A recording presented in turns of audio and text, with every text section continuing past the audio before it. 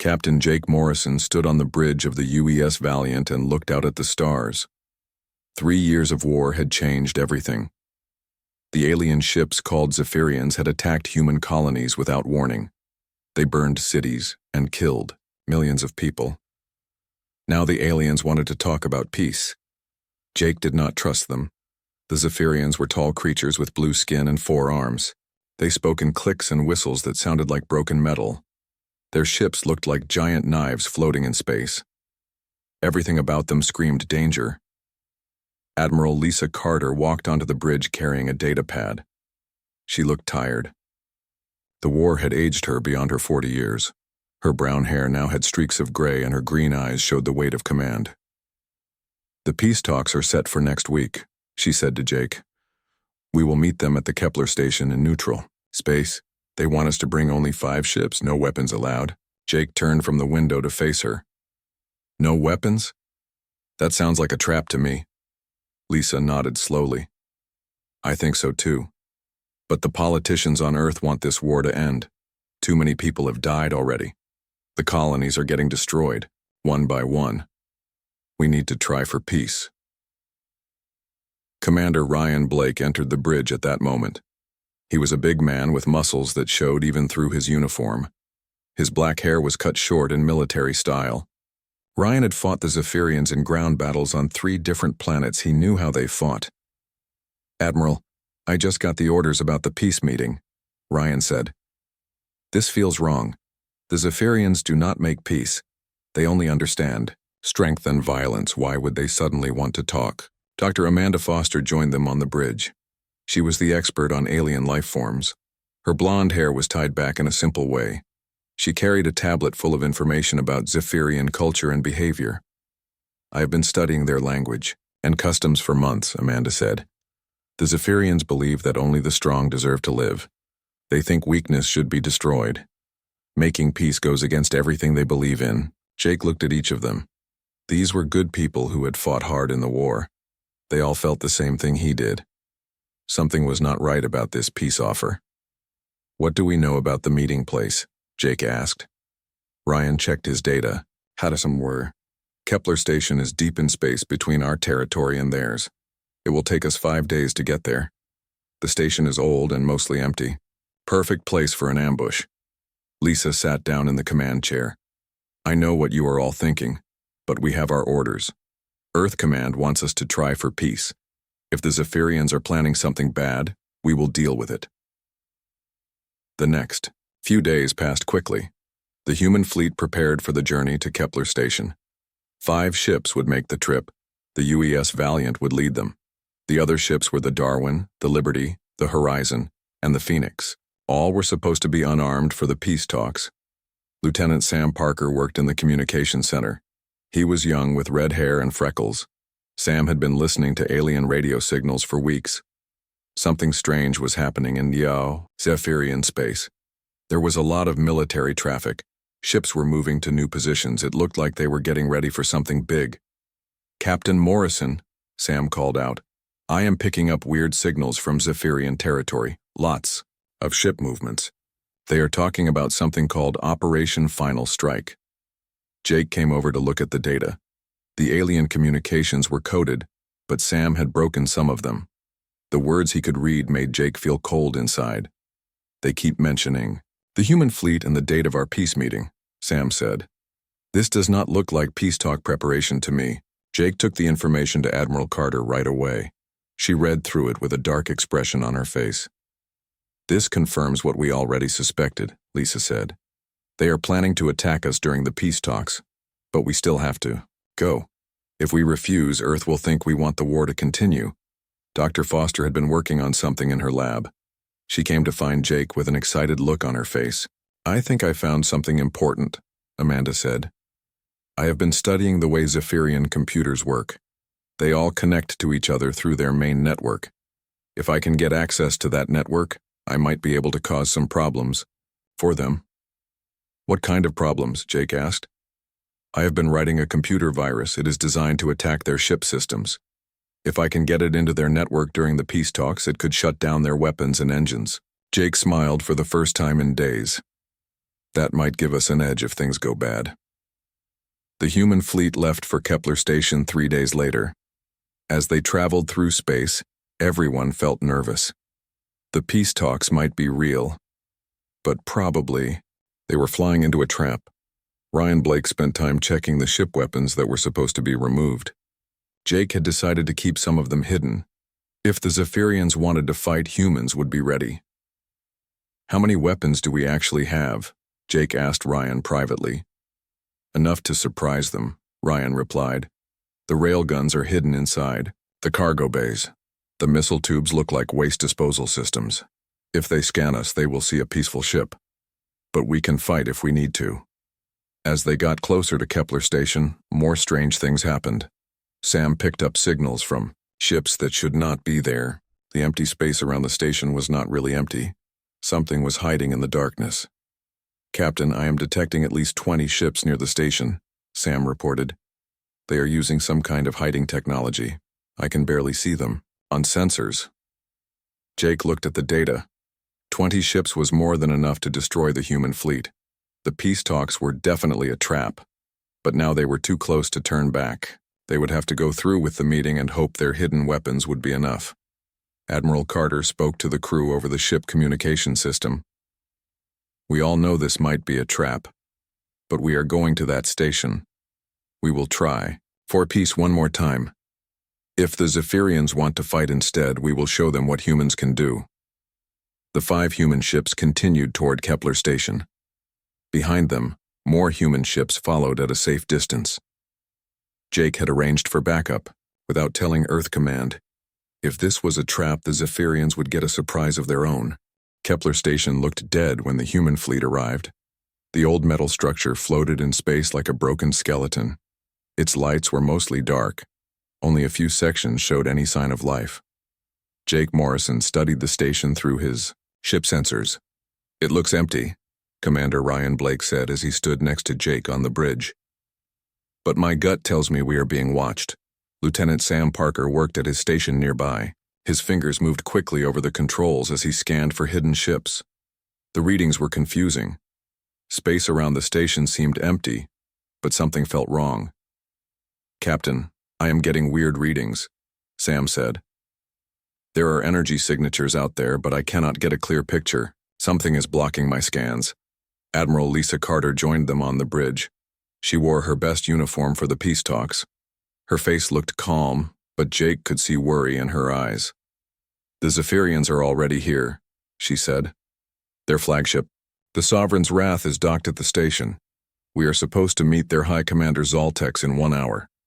Dr. Amanda Foster came onto the bridge carrying her computer equipment. She had spent the last day preparing her virus program. If the peace talks were really a trap, her virus might be their only chance. "I have the computer virus ready," Amanda said quietly. "When we connect to their communication system for the talks, I can upload it. But I need to be close to their main computer to make it work right." Jake nodded. "You will come with us to the station. Ryan, I want you to stay here and watch our ships. If anything goes wrong, you know what to do." Ryan understood. If the Zephyrians attacked, he would activate the hidden weapons and fight back. Jake hoped it would not come to that, but he was ready for anything. The shuttle bay doors opened and a small ship flew out toward Kepler Station. Jake, Admiral Carter, and Dr. Foster were on board, along with 6 security guards. They were supposed to be unarmed, but each guard carried hidden weapons. As they flew closer to the station, Jake saw the Zephyrian flagship for the first time. The Sovereign's Wrath was enormous. It looked like a giant sword made of black metal. Weapons covered every surface. This was not a ship built for peace. "That thing could destroy our entire fleet by itself," one of the security guards whispered. Jake tried to stay calm, but the guard was right. The Zephyrian ship was 3 times bigger than any human vessel.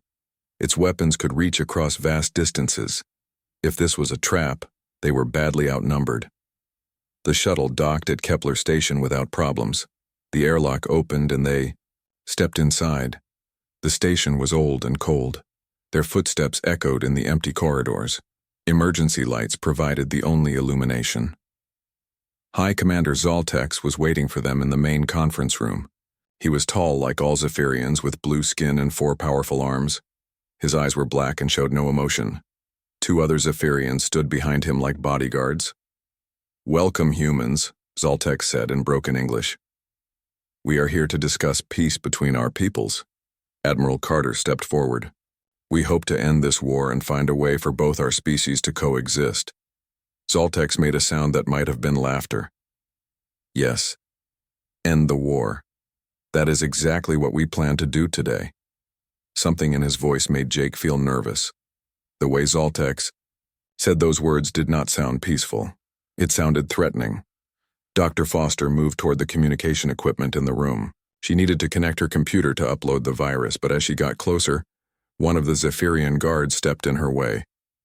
"What is the human doing?" the guard asked in his own language. Zoltek answered in Zephyrian. Jake did not understand the words, but Amanda had been studying their language. Her face went pale as she listened. "What did they say?" Jake whispered to her. "They said the human scientist is not needed for what comes next," Amanda whispered back. "Jake, I think we need to leave right now." Before Jake could respond, alarms started going off throughout the station. Red lights flashed in the corridors. Over the station speakers, a Zephyrian voice spoke in their own language. Amanda translated quickly. "All Zephyrian forces move to attack positions. Begin final phase of Operation Final Strike." High Commander Zoltek smiled, showing sharp teeth.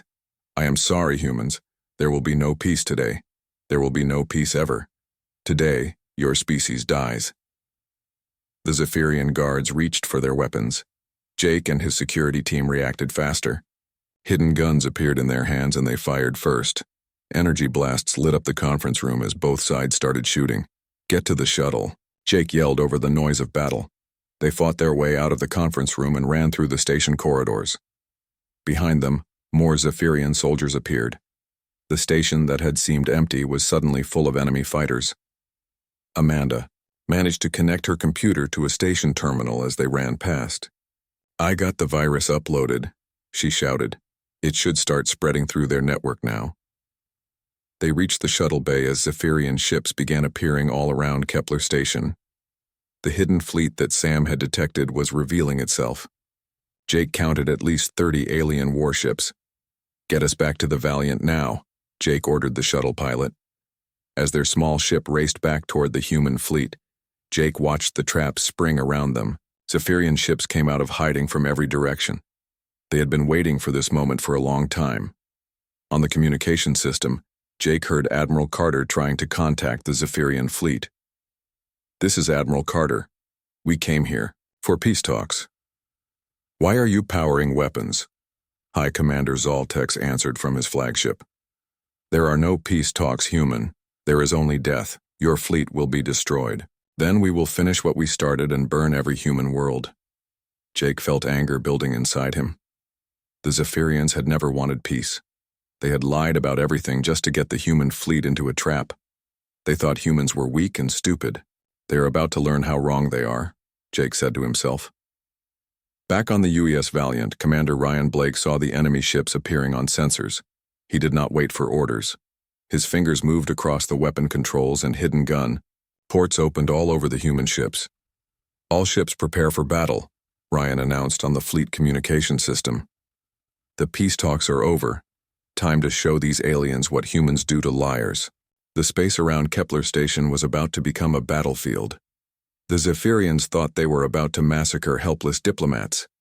Instead, they were about to face human warriors who had come prepared for exactly this situation. Admiral Carter's voice came over the communication system. "All ships activate combat systems. The peace treaty was a lie. Time to teach them about human honesty." Energy weapons began charging across the human fleet. Hidden armor plates slid into position. Missile tubes that looked like cargo containers opened to reveal their deadly contents. The trap was about to become a slaughter, but not the way the Zephyrians had planned. The first shots came from the Zephyrian flagship Sovereign's Wrath. Bright energy beams cut through space toward the human fleet. High Commander Zoltek expected to see human ships explode in balls of fire. Instead, he watched in shock as armor plates deflected his weapons. Captain Jake Morrison had made it back to the UES Valiant just as the battle started. He ran onto the bridge where Commander Ryan Blake was already directing the fight. "Status report," Jake shouted over the noise of alarms. "All human ships have activated combat mode," Ryan replied. "The Zephyrians think they are fighting helpless diplomats. They are about to learn the truth." The UES Valiant shook as enemy fire hit its shields, but the shields held strong. The Zephyrians had not expected humans to have such good defenses. Their weapons were designed to destroy unprotected ships. "Return fire," Jake ordered. "Show them what our hidden guns can do." Hidden weapon ports opened along the sides of the Valiant. Railguns that had been disguised as cargo containers swiveled toward the enemy fleet. When they fired, metal projectiles shot through space at incredible speed. The Zephyrian cruiser Blade of Honor took a direct hit from the railgun. The metal projectile punched through their energy shields like they were not there. It tore a massive hole in the alien ship's hull. Atmosphere and debris exploded into space. "Impossible," High Commander Zaltek said on his bridge. "Human ships are supposed to be unarmed. How do they have such powerful weapons?" His tactical officer was frantically checking sensor readings. "Sir, every human ship is revealing hidden weapon systems. They have railguns, plasma cannons, and missile launchers. This was not a diplomatic fleet at all." On the bridge of the UES Darwin, Captain Susan Hayes watched her crew work with deadly efficiency. The Darwin looked like a simple transport ship, but it carried enough firepower to level a city. "Target their weapon systems," Susan ordered her gunner. "Let them see what human engineering can do." The Darwin's hidden plasma cannons fired in sequence. Each blast was perfectly aimed at weak spots in Zephyrian ship designs. Dr. Amanda Foster's research into alien technology was paying off. Humans knew exactly where to hit for maximum damage. Lieutenant Sam Parker monitored enemy communications from his station on the Valiant. The Zephyrians were panicking. Their perfect ambush was turning into a disaster. "Captain, I am hearing confusion in their fleet," Sam reported. "They are trying to regroup, but our attack caught them completely off guard." Admiral Lisa Carter coordinated the battle from her flagship, the UES Liberty. She had spent months planning for this exact situation. Every human captain knew their role in the fight. "Phoenix and Horizon, focus fire on their left flank," Lisa ordered. "Drive them toward the asteroid field. Valiant and Darwin, take out their command ships." The UES Phoenix was the smallest ship in the human fleet, but it packed a deadly surprise. Captain Robert Chen had installed experimental quantum torpedoes in place of the ship's cargo holds. When he fired them, reality itself seemed to bend around the projectiles. A Zephyrian destroyer called Swift Death tried to intercept the torpedoes. With its point defense systems, the alien weapons passed right through the quantum projectiles like they were shooting at ghosts. The torpedoes hit the destroyer and it simply vanished from existence. "What just happened?" High Commander Zaltex demanded. "Where did the Swift Death go?" "Unknown, sir," his tactical officer replied with fear in his voice. "The human weapons seem to use technology we do not understand." Dr. Amanda Foster was working at her computer station while the battle raged around the Valiant. Her virus was spreading through the Zephyrian fleet network. One by one, alien ships began experiencing system failures. "Jake, the virus is working," Amanda reported. "Their targeting computers are malfunctioning. Some of their ships cannot fire weapons anymore." The Zephyrian cruiser Bloodfang suddenly stopped shooting and began spinning out of control. Its engines fired in random directions as the virus corrupted its navigation systems. The ship crashed into one of its own allies, destroying both vessels. Commander Ryan Blake smiled grimly as he watched the enemy fleet fall apart. They wanted to ambush peaceful diplomats. Instead, they attacked human warriors. Big mistake. Hi. Commander Zaltex realized his perfect trap was becoming a massacre of his own forces. Half his fleet was already damaged or destroyed. The human ships seemed to have unlimited weapons and impossible technology. "All ships retreat to safe distance," Zaltex ordered. "We will regroup and attack again with different tactics." But Admiral Carter was not going to let them escape so easily. She had been waiting 3 years for a chance to hurt the Zephyrians badly.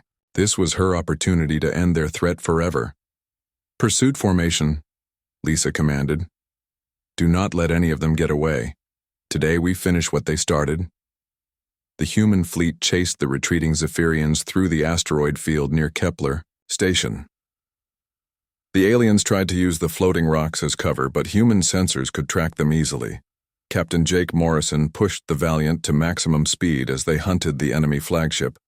The Sovereign's wrath was damaged, but still dangerous. Zoltex had to be stopped before he could warn other Zephyrian fleets about human capabilities. Target their engines, Jake ordered. I want that ship disabled, not destroyed. We need Zoltex alive for questioning. The Valiant's railguns fired with surgical precision. Metal projectiles struck the rear of the Sovereign's wrath, destroying its main engines. The massive ship began drifting helplessly through space. Meanwhile, Dr. Foster had discovered something interesting in the Zephyrian computer systems her virus had accessed. The aliens had detailed plans for attacking every human colony. This had never been about one battle. They wanted to wipe out the entire human species. Jake, you need to see this, Amanda said, bringing her computer to his command chair. The Zephyrians have been planning a massive invasion. They have fleets positioned near all our major worlds. This peace meeting was just the first step. Jake read through the alien battle plans with growing anger. The Zephyrians had spent years preparing to destroy humanity. They saw humans as a disease that needed to be eliminated from the galaxy. Get me a communication link to Admiral Carter, Jake said. She needs to know about this right away. On the UES Liberty, Admiral Carter reviewed the captured intelligence data. The scope of the Zephyrian threat was even larger than anyone had imagined. But now she had a chance to turn their own plan against them. Send a message to Earth Command, Lisa ordered. Tell them to mobilize every available ship. We are taking this fight to them before they can attack our colonies. The battle around Kepler Station was nearly over. Most of the Zephyrian fleet was destroyed or captured. High Commander Zoltex sat in his disabled flagship watching his dreams of human extinction burn around him. How? Zoltex asked his surviving officers. How did they know about our plan? How did they hide such powerful weapons? None of his officers could answer. They had underestimated humans completely. The species they thought was weak and primitive had outfought them at every turn. Captain Morrison's voice came over the communication system. High Commander Zoltex, this is Captain Jake Morrison of the UES Valiant. Your ship is disabled and your fleet is destroyed. Surrender now, and your surviving crew will be treated according to the laws of war. Zoltex stared at the communication panel for a long moment. His species had never surrendered to anyone, but continuing to fight would only get more of his people killed. I surrender, Zoltex said quietly. But know this, human. Other fleets will come. The Zephyrian Empire will not forget this defeat. Jake smiled as he heard those words. Let them come. Today you learned what happens when you lie to humans. Any other Zephyrians who want to try their luck are welcome to test us again. High Commander Zoltex sat in the detention cell aboard the UES Valiant. His forearms were bound with energy restraints that would shock him if he tried to break free. The proud Zephyrian leader who had planned to destroy humanity now found himself a prisoner of war. Captain Jake Morrison entered the cell with Dr. Amanda Foster and 2 security guards. Amanda carried her computer tablet loaded with the intelligence data they had stolen from Zephyrian systems. Commander Zoltex, Jake said, as he sat down across from the alien. We know about your invasion plans. Fleets positioned near Earth, Mars, and the outer colonies. You were going to attack them all at once after destroying our leadership here. Zoltex said nothing. His black eyes stared at Jake with pure hatred. Even captured and defeated, the alien commander showed no fear. Amanda activated her tablet and showed Zoltex the screen. We have complete access to your military networks now. My virus has spread through every Zephyrian ship in this system. We can see all your communications and battle plans. You understand nothing, humans, Zoltex finally spoke. The Empire has dozens of fleets, hundreds of ships. You may have won this battle, but you cannot stop what is coming. Jake leaned forward. Maybe not, but we can try. And after what we learned about you today, I think we have better chances than you realize. On the bridge, Admiral Lisa Carter was coordinating with Earth Command. The intelligence gathered from the Zephyrian computers had revealed the locations of enemy fleets throughout human space. For the first time in the war, humans knew where their enemies were hiding. Fleet Admiral Barnes, this is Carter. Lisa spoke into the communication system. We need every available ship mobilized immediately. The Zephyrians have been planning a coordinated strike against all our major worlds. The voice of Fleet Admiral Barnes came back from Earth. How reliable? Is this intelligence, Admiral Carter? Completely reliable, sir. We captured it directly from enemy computers during the battle. The attacks are scheduled to begin in 72 hours. There was silence on the communication channel for several seconds. Then Barnes spoke again. Understood, Admiral. I am authorizing full military mobilization.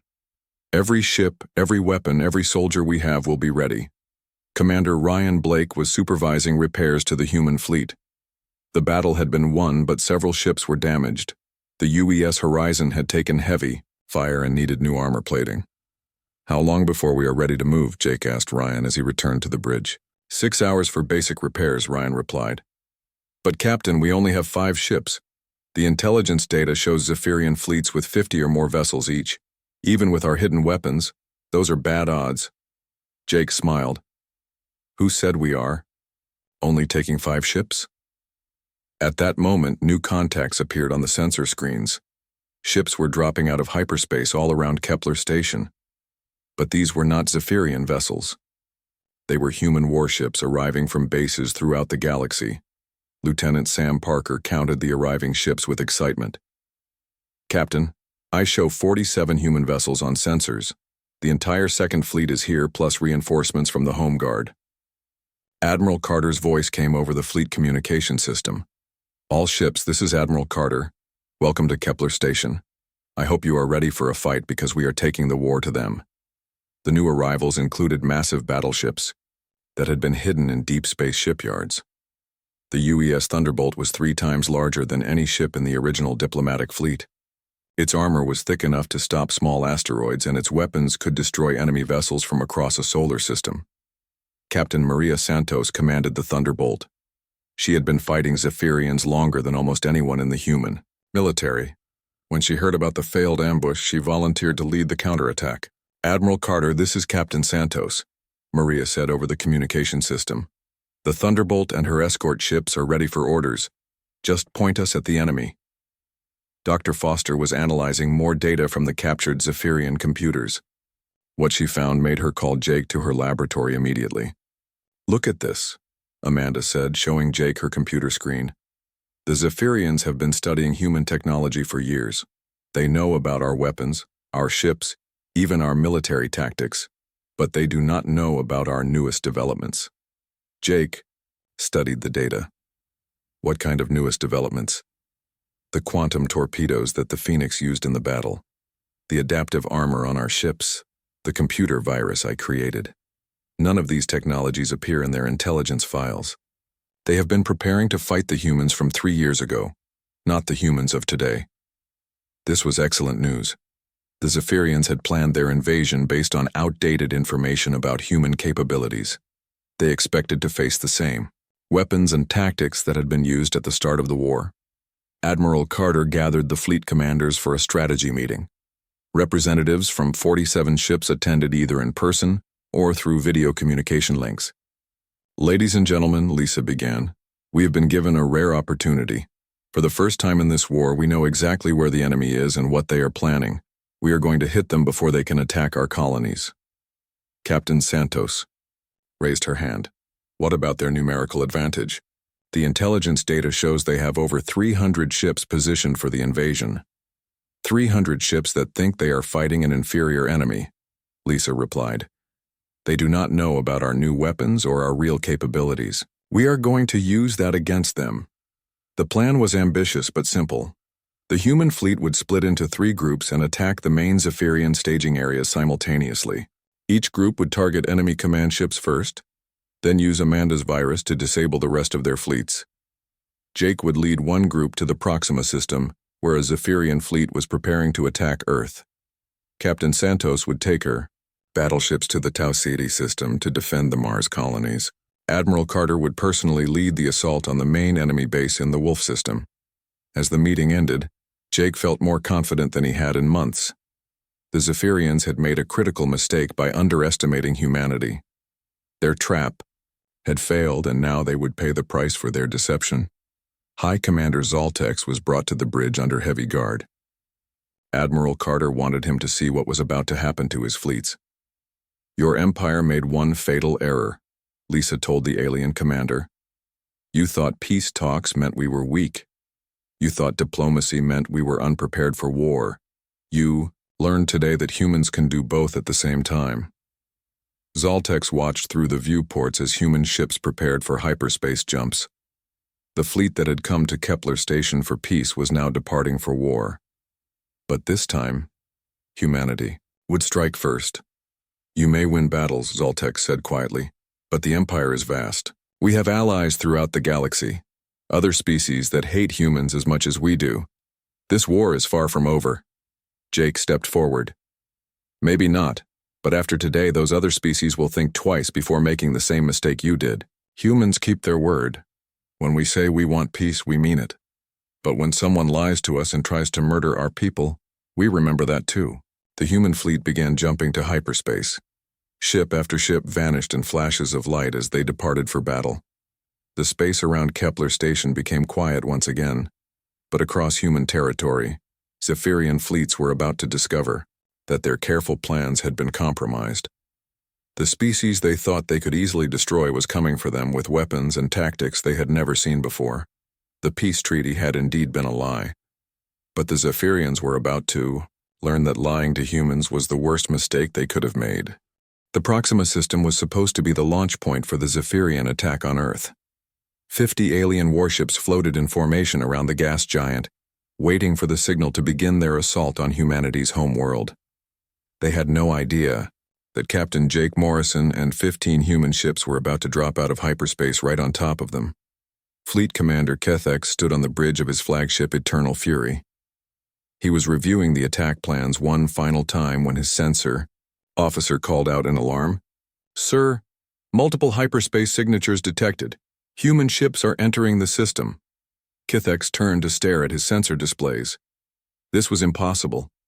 The human fleet was supposed to be destroyed at Kepler Station. High Commander Zaltex had promised that no human ships would survive the peace conference ambush. "How many ships?" Kethex demanded. 15 vessels, sir. But they are not the same type we expected. These are much larger warships. The UES Valiant led the human attack force as they emerged from hyperspace. Jake immediately saw the massive Zephyrian fleet ahead of them. The aliens were caught completely off guard, their ships spread out in formation for an invasion that would never happen. "All ships, execute attack pattern Delta," Jake ordered over the fleet communication system. "Target their command vessels first. Use quantum torpedoes on their flagship." Commander Ryan Blake coordinated the attack from his position on the Valiant's bridge. The new weapon systems performed even better than expected. Railguns fired metal projectiles at incredible speeds while plasma cannons sent bolts of superheated energy across space. The Zephyrian ships tried to respond, but their formation was wrong for defensive combat. They had positioned themselves to attack defenseless colonies, not to fight human warships. The first volley from Jake's fleet destroyed 6 enemy vessels before they could return fire. Dr. Amanda Foster watched her virus spread through the Zephyrian computer networks. She had improved the program since the battle at Kepler Station. This new version was faster and more destructive. "Jake, the virus is working perfectly," Amanda reported. "Half their fleet is already experiencing system failures. Their weapons are offline and their engines are malfunctioning." Fleet Commander Kethex watched in horror as his carefully planned invasion force fell apart around him. Human weapons were cutting through Zephyrian shields like they were made of paper. Ships that had fought successfully for years were being destroyed in minutes. "Send a distress signal to all other fleets," Kethex ordered his communication officer. "Tell them the humans have new weapons and tactics. The invasion must be cancelled immediately." But it was too late. In the Tau Ceti system, Captain Maria Santos and her battleships were already attacking the fleet that had been preparing to assault Mars. The UES Thunderbolt's massive guns were reducing Zephyrian cruisers to scrap metal. Admiral Lisa Carter was leading the assault on the main enemy base in the Wolf system. Her ships emerged from hyperspace inside the asteroid field that the Zephyrians thought would protect them. Instead, the floating rocks provided cover for human forces. As they struck at the heart of alien operations, Lieutenant Sam Parker monitored communications from all three battle sites. The results were the same everywhere. Zephyrian fleets that had expected easy victories were being systematically destroyed by human forces they had not known existed. "Captain, we are receiving surrender signals from 12 enemy ships in this system," Sam reported. "The rest of their fleet is either destroyed or disabled." Jake looked at the tactical display. In less than 2 hours, his small force had eliminated an entire Zephyrian invasion fleet. The aliens had been so confident in their plans that they had not prepared for any kind of resistance. Fleet Commander Kythex's flagship was drifting powerless after taking multiple hits from human weapons. His 4 arms hung limp at his sides as he stared at the destruction of his fleet. Everything he had worked for was gone. "Sir, the humans are demanding our surrender," his communication officer reported. Kythex wanted to fight to the death rather than face the shame of capture, but he still had 300 crew members alive on his ship. Their lives were more important than his pride. "Signal surrender," Kythex said quietly. "Tell them we will comply with their demands." Back in the Wolf system, Admiral Carter was coordinating the final phase of the counterattack. The main Zephyrian base was a massive space station built inside a hollowed-out asteroid. It housed the alien high command and their most advanced technology. "All ships target the station's defensive systems," Lisa ordered. "We need to capture that facility intact. The intelligence inside could end this war." The human fleet surrounded the asteroid base and began systematically destroying its weapons platforms. Without their shields and guns, the station was helpless. The Zephyrian High Council had no choice but to surrender. Dr. Foster was already preparing to access the station's computer systems. If her virus could spread through their main networks, she might be able to disable Zephyrian fleets across the galaxy. "Admiral, I am detecting massive data storage systems in that station," Amanda reported. "If I can get access, we might learn the locations of every Zephyrian military installation." The boarding operation was led by Captain Robert Chen and his Marines from the UES Phoenix. They used advanced power armor that made them nearly invulnerable to Zephyrian weapons. The alien defenders were quickly overwhelmed. High Counselor Vextran was the supreme leader of the Zephyrian military. He sat in his command center watching reports of defeat pour in from across the galaxy. Every invasion fleet had been destroyed or captured. The careful plans of years had been ruined in a single day. "How?" Vextran asked his advisors. "How did the humans know about our invasion? How do they have such powerful weapons?" None of his staff could answer. The intelligence reports had all said that humanity was weak and unprepared.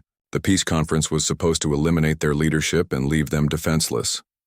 A human Marine in power armor entered the command center. Behind his armored helmet, Captain Chen studied the alien leaders with satisfaction.